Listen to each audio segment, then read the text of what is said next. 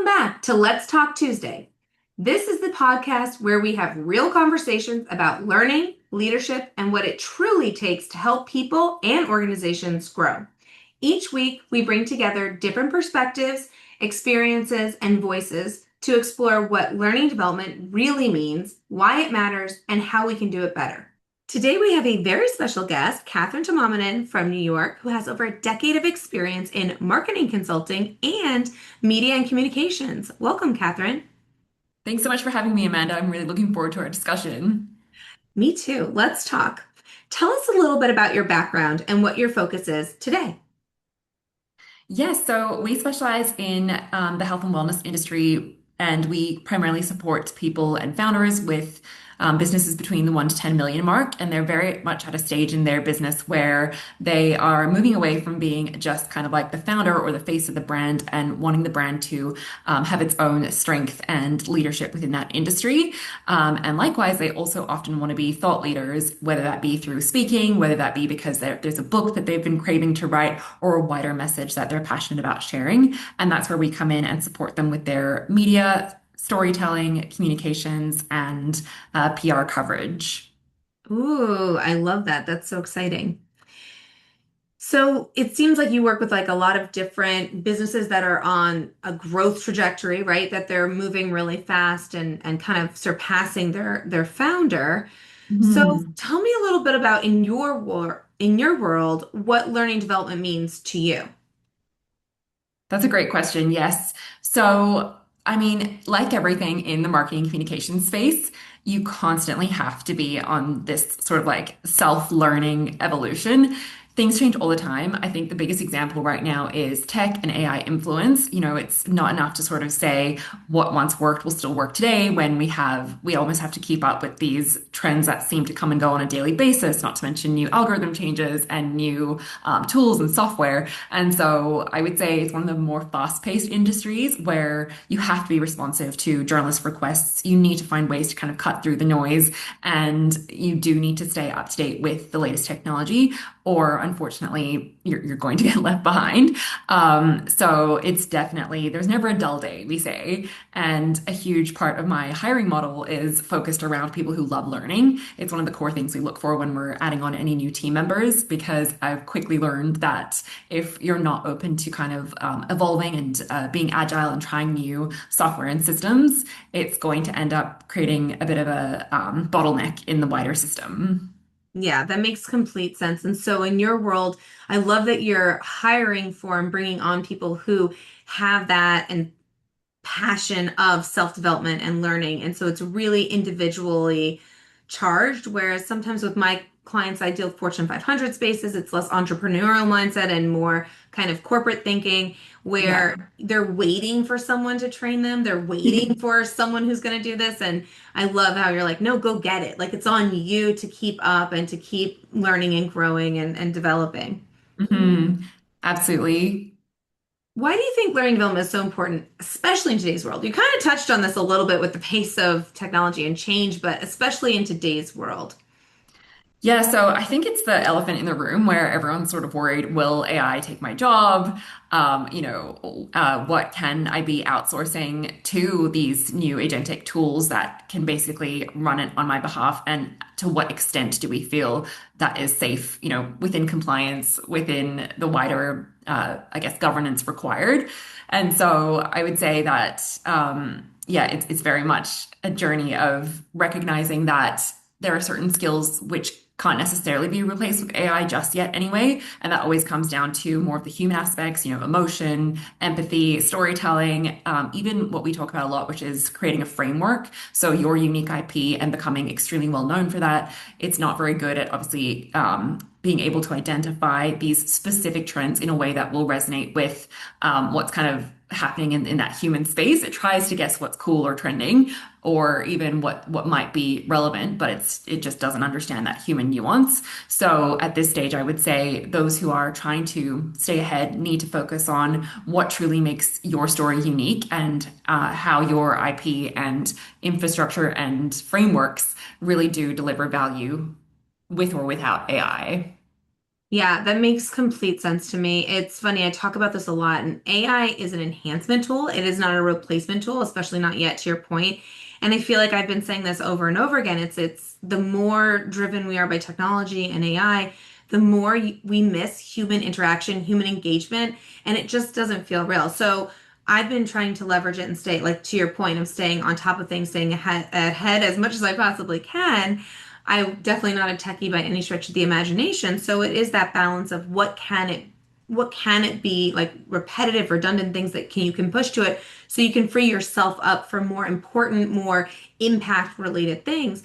And one of the things I Mhm. think a lot of people are doing right now is like LinkedIn posts and all that stuff. And I don't do that. And I know it might seem a little ancient, but when I've tried to do that, where I create my own posts based off of my experience, and when I put it through AI, more for honestly spell check and stuff than that, I feel like it rewrites me and it like takes out the emotion. I don't know if Mhm. this is an appropriate word to use, but it kind of whitewashes where it takes out the heart of the story Mhm. and kind of makes it more like it sounds good on paper, but if you really read it, you're like, what does that even mean? Right. But where I was leveraging it in for a little while there, I was constantly adding back my tone. I was adding back Mhm. my point of view. And so I've kind of stopped using it for that particular thing because I think that to your point, I love the storytelling, the emotion is so important.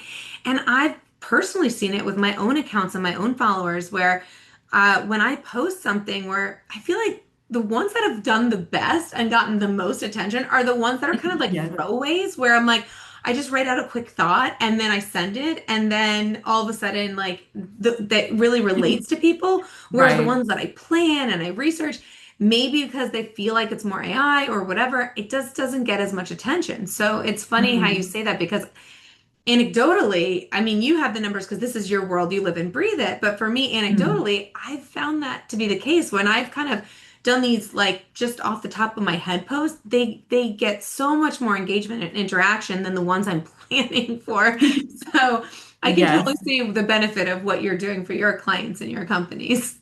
Thank you. Yeah, and it's so true. I think people are craving that authenticity, and we're sick of the AI slop already. It has a long way to go before, it's at a point where it feels truly relatable from that written capacity. Obviously, it's quite scary to think of what's achieving now with video and imagery and how it's hard to distinguish the two. But with that said, I think, people often get sort of shy to post on social media or they're not sure what to say. And what you speak to really emphasizes that it doesn't have to be perfect. In fact, the more human and sort of throwaway it may be, the more authentic that can come across, which holds its own value.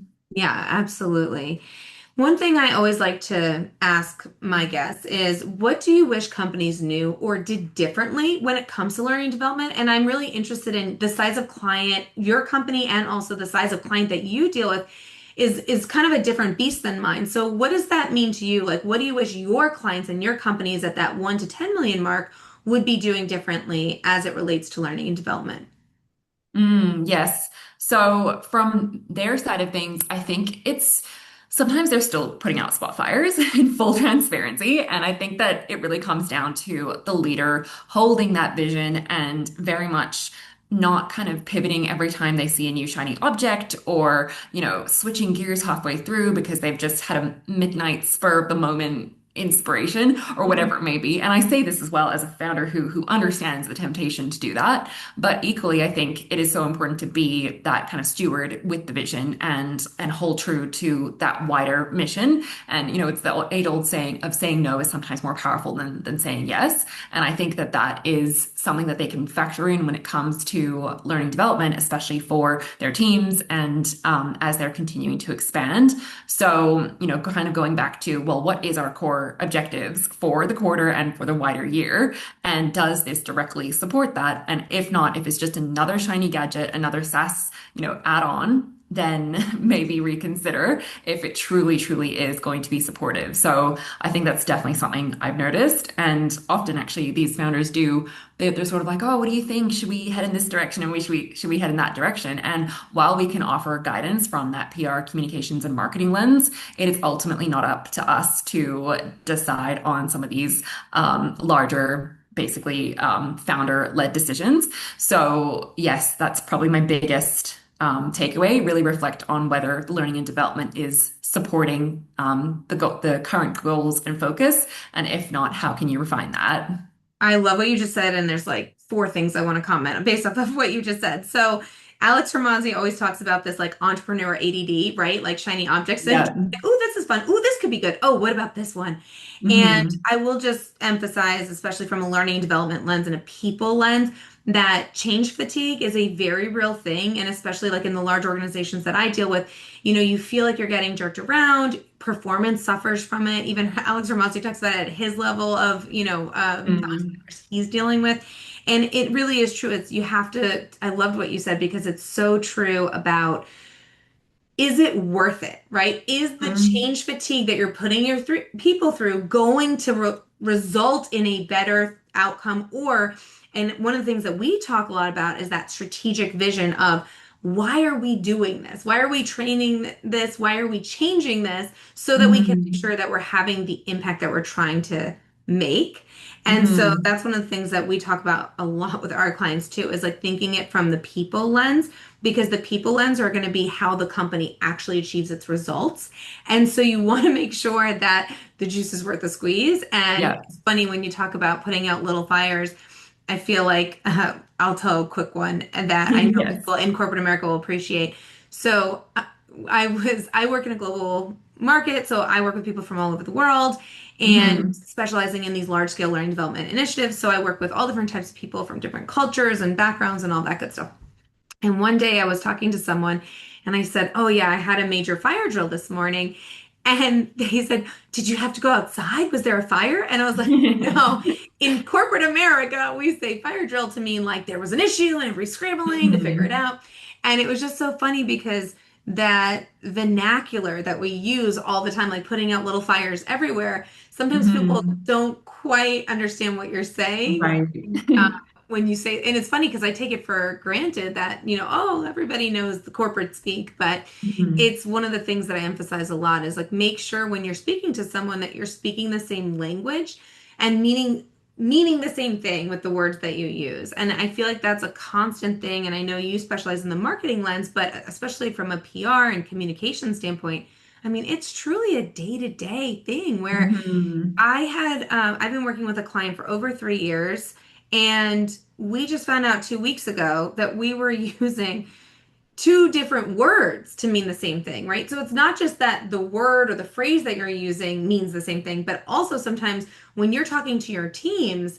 And so it was kind of an aha moment that even people you think you have a shorthand with, you've been working for multiple years, there's always an opportunity to seek clarity and make sure that you're on Hmm. the same page before you Yes. move forward with something. That's 100% true. I was actually just speaking to someone else about this exact thing yesterday. I work with a lot of like healthcare providers and the people who very much think about, how can we share internal communications that actually make sense within our team to make sure that, these kind of miscommunications don't occur and create long-term and short-term negative impacts. And I think that one of the biggest things I shared then, which I can reshare now, is listening is actually the whole part of communications. It's not just about kind of saying your piece and calling it a day, but actually looking for gaps in how that message may be perceived, but also even in your rationale or discussion for having this conversation in the first place. So I think what you're saying around checking in, no matter how long you worked with that person or how many times you may have had a similar conversation, just making sure that you're still on that same page is so important because there are so many variables and nuances that change all the time.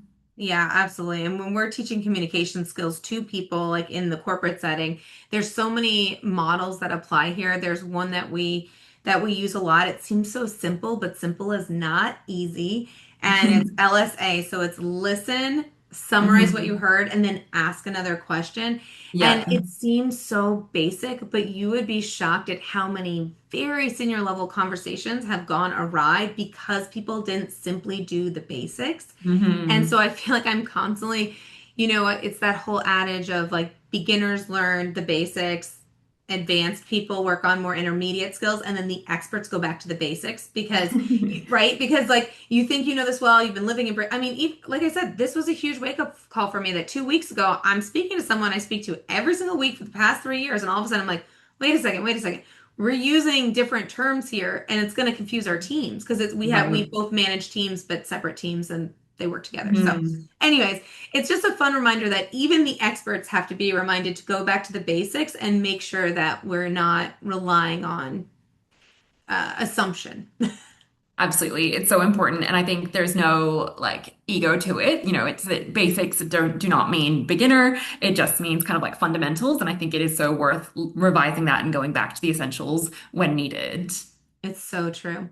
One thing I love to leave our audience with is one actual tip or takeaway that they can apply in their world today. So, what do you have for us that could help people, maybe in their communications, maybe in their PR, maybe in their storytelling? We've covered a lot of ground today. So, one actionable tip or takeaway for listeners to take today and apply. Absolutely. So I think a lot of us have a secret or I guess burning cause that we deeply, deeply care about. Whether it's you're in a corporate space and you haven't left that yet, but in the back of your mind, you're like, oh, I wish I could put more energy into this thing. Or whether it is the thing that you're building and you are that founder and it's truly what you live and breathe every single day. And you often want to share this thing, this passion project, whatever it may be, with the world in some capacity. But you might hesitate to share that in a public sense because of all the things we've just mentioned, you know, the backlash, the AI, you know, what if I'm not sharing the message accurately and all the things that often come up. And also, of course, time. You know, most of us don't even have time to manage our day to day, let alone adding an extra element to that. And I would say the biggest misconception that we see in communications is you don't have to be a celebrity, you don't have to be an influencer. You know, everyday people have stories worth sharing and that do get picked up in the media and, of course, you know, reach people through social media as well.